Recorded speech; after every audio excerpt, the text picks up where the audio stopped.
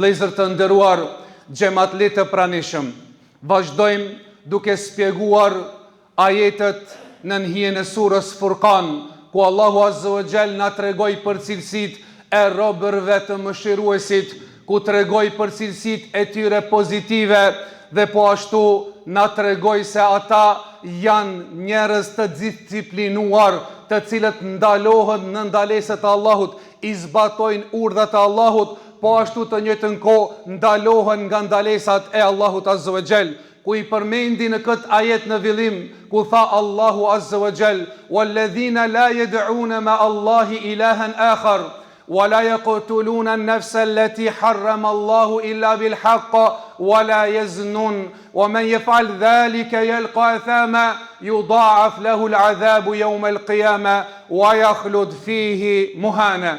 Tha Allahu Azza wa Jall, ata të cilët nuk lusin tjetër pos Allahut Azza wa Jall, dhe nuk mbysin, nuk vrasin pa të drejtë dhe nuk bëjnë amoralitet.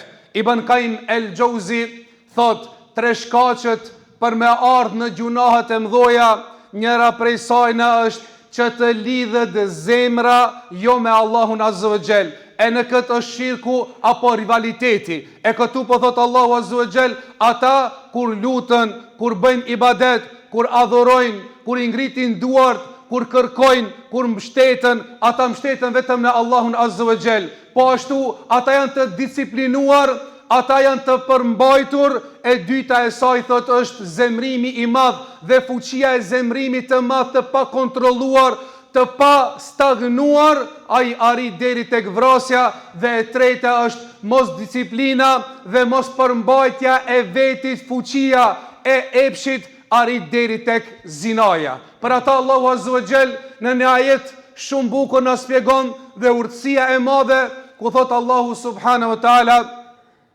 "Wala taqrabu zina." Thot Allahu Azza wa Jall, mos ju afroni zinajës. Pse vëllezër të nderuar, ku në shumë ajete Allahu Azza wa Jall na drejtohet, thot mos pini alkohol. Po ashtu thot mos luani bixhos, mos e hani kamatën. E në këtë ajet nuk po thot Allahu mos bëni zina, po thot mos ju afroni zinajës. Sepse afrimi i zinajës, kur afrohet njeriu, atëherë nuk mund që ta kontrollon veten, atëherë lirohet dhe deri arrit deri tek zinaja. Thot Ibn Qayyim el-Jauzi me një tjetër fjalë, thot njeriu i cili jep përparësi logjikës, ai njeri arrit shpirti i tij dhe ngritja e tij dhe morali i tij dhe nderi i tij dhe pastërtia e shpirtit të tij derisa arrit në gradën e melekëve. E njeriu i cili nuk e përdor logjikën, e ndal logjikën dhe e përdor epshin, i përdor konjet e tij, arrit në nivelin të ulët derisa bëhet sikurse kafshët. Sepse pse ndallohet njeriu, Allahu Azza wa Jall kur e krijoi melekët, i krijoi me logjik, i krijoi me mendje prehtësi, mirë po nuk janë veshën në ta çka? Në veshën e knasive, egos, epshit, kurse kafshët e kanë epshin, mirë po nuk kanë logjik. Njeriun ajo që e ndal, njeriun ajo që e stabilizon është logjika. Ajo e cila është matja, peshorja për punët e mira është logjika. Nëse njeriu nuk e përdor logjikën, e përdor epshin, atëherë bën te kafshët. Nëse njeriu e përdor logjikën, atëherë ngritet, bëhet njeri me moral, njeri me dinjitet, njeri i cili i ka hije të jetë një besimtar i drejtë. E Allahu Azza wa Jall po thot: "La taqrabu zina", mos ju afroni zinajës. Derisa kanë thonë dietar, çka e ka kuptimin kjo? E ka kuptimin kjo, mos shko në haram, mos shiko në haram, mos fol fjalë për të afruar te harami, e krejt këta thot Allahu: "Wala taqrabu zina." Në hadithot pejgamberi alayhi salatu wassalam kështu: "El-aynani tazni wa zinahuma an-nazar." Thot dy syt bëjnë zina dhe zinaja e syrit është shikimi në haram. Derisa kanë thonë dietarët, njeriu që shikon në haram, që shikon në gra, që nuk i ka halal, dhe shikon në zhveshurin dhe provokon syrin e tij, ai syri i tij verbohet derisa nuk mund që ta ngop syrin e tij, i shtohet dhe më tepër vujtja dhe më tepër epshi, derisa e krahason me një njeri i cili shkon në det dhe është i etur për ujë, ai pi ujë deti dhe mund të pi sasi të madhe derisa ndoshta të pëlqet nga pirja e ujit, mirë po ai uji dhe pirja e ujit nuk e shun etjen e tij. Kështu është njeriu i cili shikon në haram dhe e liron veten në epshe, në ego, që nuk e stabilizon veten e tij, arrit në një grad derisa e djeg veten, e shkatron veten dhe nuk mund të arrit kulminacionin të cilën ai e don. Për ata tha Allahu Azza wa Jalla në Kur'an: "Wa kullil mu'minina yaghuddu min absarihim wa yahfadhu furujahum dhalika azka lahum." Tha Allahu Azza wa Jalla, ju drejtohet, thua ju besimtarëve, çka të bën para herë? Ne ta ulin shikimin e tyre, e pastaj e dyta çka vjen? Wa yahfadhu furujahum, dhe ne t'i ruajnë nderin dhe organet e tyre. Dhalika azka lahum, sepse kjo është më e pastër për ta. Inna Allaha khabirun bima yasnaun, se Allah është fort i lajmëruar për veprat çka bëjnë. Po të njëjtën kohë, edhe pse është e ndaluar dhe e ka ndaluar pejgamberi alayhi salatu wasalam që ne ta lirojmë shikimin ton, siç i tha pejgamberi alayhi salatu wasalam Aliut radiallahu anhu, duke i thonë: "Ja Ali, la tattabi an-nadhrata an-nadhra fa inna laka al-ula wa laysa laka al-ukhra." O Ali, mos shikosh shikim pas shikimi, se shikimi i parë është i yti, kurse shikimet tjera nuk janë tuaj. Ka shansa që njeriu t'i del përpara ndonjë fotografi, ndonjë vajzë e shpluar dhe është shikimi i parë, ul shikimin dhe për këtë shikimin e parë nuk ka llogari dhe nuk ka mëkat. Mirë, po nëse e zgjat shikimin, atëherë shikimi arrit në zemër, siç kanë thonë dietarët, an-nadharu baridu shejtan, shikimi është posta e shejtanit. Pse? Sepse njeriu nëpërmes shikimit arrit postën. Ku do me arrit? Ku është kutia? Kutia është zemra. Kur njeriu nuk e kontrollon shikimin e tij, atëherë e dëmton zemrën e tij.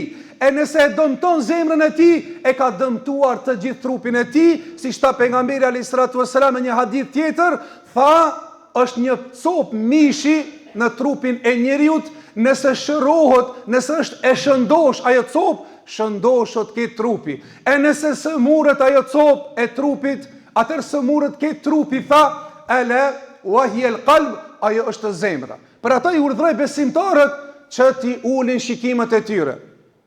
Njëjtën kohë ju drejtu vetëm se gjinies mashkullore, po ashtu edhe gjinies femërore, edhe vajzat, edhe femrat nuk e kanë të lejuar me shiku tek burrat e huaj. Shpesh herë mendojnë se s'ban një burr të shikon tek një grua e huaj, po s'ban edhe gruaja të shikon në një burr të huaj. Se edhe kjo është fitnë dhe sprov, sikurse mashkulli sprovohet me shikimin e grave, po të njëjtën kohë sprovohet edhe gruaja kur shikon në shikimin e burrave. Për ata dhe drejtohet një ajet tjetër ku Allahu Azza wa Jalla ka thot: "Wa kullil mu'minati yaghuddudna min absarihinna wa yahfazna furujahunna wa la yubdina zinatahunna illa ma dhahara minha." Dhe thua ju besimtarëve, grave besimtare, ne ta ulin shikimin e tyre, ne t'i ruajnë organet e turshme të tyre, nderin e tyre, dhe mos t'i shpalojnë bukurit e tyre vetëm se Zoti që e ka lejuar. Dhe më thonë, mes me dal jashtë asoj që Allahu Azza wa Jalla e ka lejuar. Për ata, pse Allahu Azza wa Jalla e ka ndaluar zinajen? Sepse zinaja bëhet aq problematik i madh që e shkatron individin, e shkatron familjen, e shkatron shoqërinë. Si e shkatron individin? E shkatron individin duke bërë zina, i hub bereqeti dhe bëhet shkak për të ardhur pandemit e ndryshme dhe smundjet e ndryshme si sida e shumë smundje tjera, derisa i numrojnë mjekët deri në 30 e më tepër smundjet që vijnë nga zinaja. E ruan shëndetin tënd, shëndetin e familjes, shëndetin e shoqërisë. E ruan lozën, E luan prej ardhin tënde, që nuk ka fe në botë sot, që nuk e ka më të ruajtur familjen dhe nderin se muslimanët. Sot muslimanët mund të numrojnë gjyshin, stërgjishin, dajt me radh, kurse tek jo muslimanët shohim në Perëndim, edhe në vendet tona që nuk e din kanë e ka spari herë bab, e pastaj mos flasim axh, e mos flasim gjysh e stërgjish, sepse e kanë thiket rregullin, e cila është rregulli i martesës. Zoti e ka bë obligim martesën për t'ia ruajtur njeriu të nderin dhe e ka ndaluar zinan. Zoti e ka ndaluar vjedhjen për t'ia ruajtur besimtarit pasurinë. Zoti e ka ndaluar vrasjen për t'ia ruajtur njeriu veten, shpirtin, shëndetin e njeriu. Zoti e ka ndaluar alkoolin për t'ia ruajtur njeriu mendjen. Dhe se Zotit nuk i ban dëm nëse robi ban mëkate, e as nuk i ban dobi nëse robi ban adhurime dhe nënshtrime ndaj Zotit. Se fundit ai që hub je ti dhe ai që fiton je ti.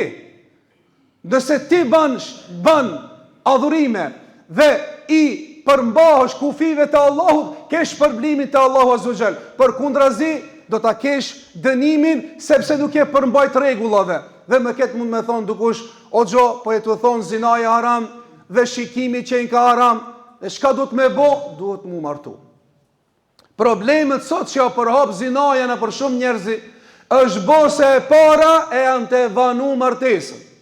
20 vjet i dukot ala i ri, 25 vjet i dukot ala i ri, 30-40 hoxhona tona, njeriu prej kur hin bilik prej 15 vjet. Prej 15 vjet fillon që t'hin bilik dhe t'ket nevoj që e ka instaluar Allahu Azza wa Jall, epshin e tij 15 vjet dhe 20 vjet ka nevoj për martes, ai e vanon martesën. E nëse e vanon martesën, çka bëhet? Vjen ndër të zinaja. Allahu Azza wa Jall thot: "Wa ja'alnakum ummatan wasata." Ju kemi bën një umet i mesëm, jo sikur te krishterët që e kanë shpikur murgjerin dhe nuk martohen dhe thonë se është prej ibadetit mos mu martu, i shef se është përhapën pedofilizmi i madh te këta dhe dalin skandale shumë të mëdha, shkaku se ata e kanë lënë pas dore këtë pjesë e cila është martesa. E ata të cilët pastaj prej muslimanëve e kanë vanu martesën, ka ardhin deri tek puna e zinajës. E kur të vjen zinaja, përhapët amoraliteti i madh, përhapët do thot mesin e njerëzve çka aborti i madh. I ban dy gjunaj, një e ban mëkatin e zinajës, që është mëkat shumë i madh, pastaj e ban dhe mëkatin tjetër, që çfarë faji ka i fëmia e cila kur i vjen shpirti dhe në momentin që i vjen shpirti, ajo është një trup, pa marr parasysh ai ka 2 kila, 5 kila, 10, 100, ma pak a ma shumë, ajo është shpirt dhe është trup, momentin që e aborton, e ke mbyt edhe një njeri. E çka i bjen kjo? I bjen puna e zinas. Për ata, pejgamberi alayhis salatu wasalam çka na urdhroi? Tha ja ma'ashar ash-shabab man istata'a minkumul ba'ata falyatazawwaj. O ju të ri, kush ka mundësi të martohet, le të martohet. Fa innahu aghaddu lil basari wa ahsanu lil farj. Sepse kjo është më e mirë për çka? Për shikimin tuaj dhe për nderin tuaj. Po ashtu i drejtohet një gruas e cila sot për fat të ketë shumë prej grave duan që të sosin fakultete, shkolla, edhe pse kjo është shumë në rregull, mirë po ata dojnë ta vanojnë martesën shkaku i mësimeve dhe i provimeve, pastaj duan që të punësohen, e pastaj e kanë rrogën e vet, e pastaj bëhen të pamvarur, pastaj thot pse të shkoj tek burri dhe të bëhem shërbetor i vjerive, kurse unë kam mundësi të jetoj si princesë. Edhe pastaj vanon martesën, edhe në fund çka? Nëse vanon martesën ose nëse e nxjerr pimendje martesën, një ditë ki me ra një kurth të zinajës. Pse? Se Allahu e ka krijuar kështu, e ka instaluar trupin e njeriut, e pasi që e ka instaluar trupin e njeriut, e ka lejuar dhe e ka obliguar martesën. E për ata tha, pejgamberi alayhis salatu wassalam i tregoi një gruas se si duhesh t'jesh një grua që ta fitosh xhenetin, jo vetëm se me fitu xhenetin, po me hi në 8 dyrë të xhenetit shumë lehtë. Çka tha eju imra'atin sallat khamsaha, salla grua martohet dhe i fal 5 kohët e saj, wa hafidha farjaha, dhe ruan nderin e saj, wa samet shahraha, dhe agjeron muajin e Ramazanit, qila laha dukhulil jannati min ay abwab shi'ti, hin jannat, ka cila derë e xhenetit të duash. Domethënë ajo që martohet, ajo gruaja që e respekton burrin e saj, i fal 5 kohët e namazit, e agjeron, ka thonë, muajin e Ramazanit, e ruan derin e saj, i thuhet asoj gruaje hin xhenet, nga cila derë e xhenetit e dëshirosh të hish.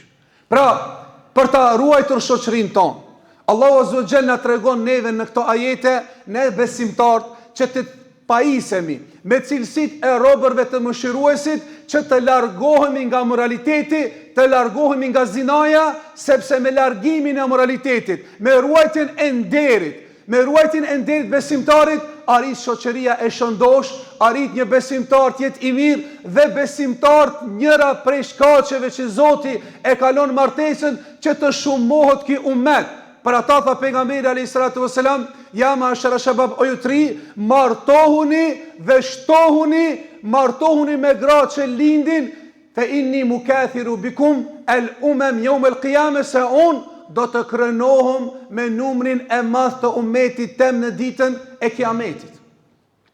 E lutim Allahun Azza wa Jall që Allahu subhanahu wa taala të na i ruan derin ton, na i ruan derin e familjarëve ton, vajzave tona, e motrave tonë, e hallave tonë, krejt familjarëve tonë, edhe djemve tonë, të gjithë, që Allahu Azza wa Jall t'i pajis ata me besim të fuqishëm, t'i pajis me nder, me iman, t'i ban ata të ndershëm, t'ja u lehtëson ative martesën, që të martohen me halal, t'ju largohen harameve, t'ju largohen shikimeve të harameve, dhe po ashtu t'ju largohen dhe një nga rreziku i madh, i cili është çështja e rrjeteve sociale, ku edhe kjo është një nga rrezikët më të mëdha që nuk ullet shikimi, vazhdohet muhabeti, pastaj arrin shumë probleme dhe shumë zinaja në përmes rrjeteve sociale. Ta din se ai i cili e prek telefonin me gishtin e tij, ai gishti i tij do të dëshmoni ditën e Kiametit.